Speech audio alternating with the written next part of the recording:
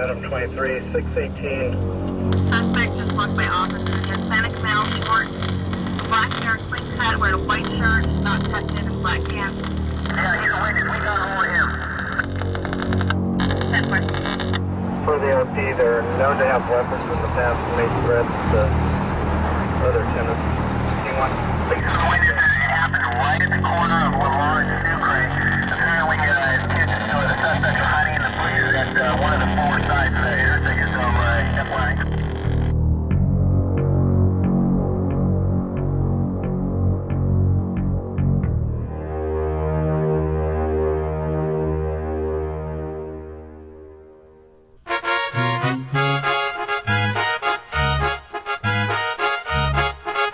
Salinas, California is surrounded by the fertile fields on the lush central coast.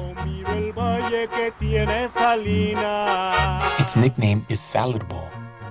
2/3 of its 150,000 residents are of Mexican descent. Salinas is a small town, but it has changed dramatically in the past 20 years. Deborah Aguilar has lived here all her life. As a little girl, I remember it was just small town. I wish I could still say it is, but it's not like the way it was. It was just a peaceful, good town. Known for the rodeo, known for the artichoke festivals, known for just John Steinbeck, lived here. And it's different now. It's not the same. In the mid-1990s, Deborah had to move with her sons to the east side of Salinas, an area known for gangs. Her oldest son got beaten up. He was seriously wanting a gun. And I started to cry when he said he needed a gun. He goes, I'm serious. I need a gun. I'm going to get a gun, Dad, and you guys are going to have to buy me one. What? No. Deborah's son, Stefan, was more interested in music than gangs. He had lost some close friends to the violence, so he knew how bad it was on the streets of Salinas. He took the back roads to avoid trouble. One night, coming home from the neighborhood 7-Eleven, he was followed.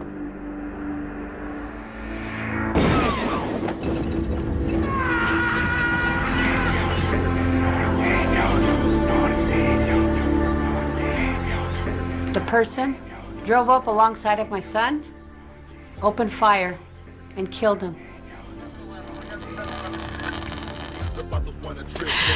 He was dead at the scene. I couldn't say goodbye to my son. They couldn't find me. I would have broke through those cops. I would have wanted to see my son and hug him. The situation now in Salinas is just way out of hand, and it's sad because now you hear about murders left and right. I think last year we hit something like 20 homicides, all gang related. It's terrible. I mean, every kid practically has a gun. You don't see fights no more. You see drive-bys, and that's a common thing in Salinas nowadays.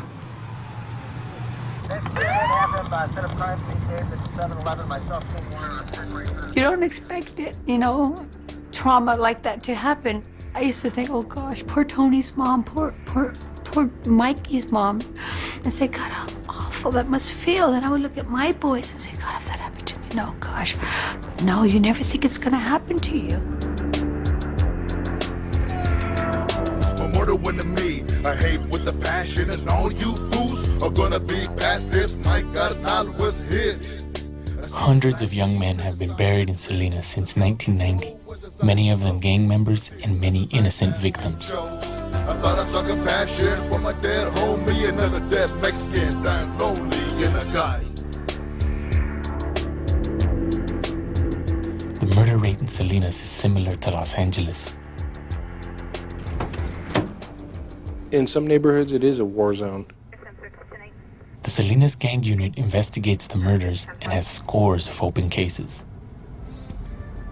We're dealing primarily with the rivalry between northern gangs and southern gangs. Our southern gangs associate with the color blue, the letter M being the 13th letter of the alphabet, or reference back to the Mexican mafia. You'll see it displayed in Roman numerals XIII, Trace, and a shortened version of X3.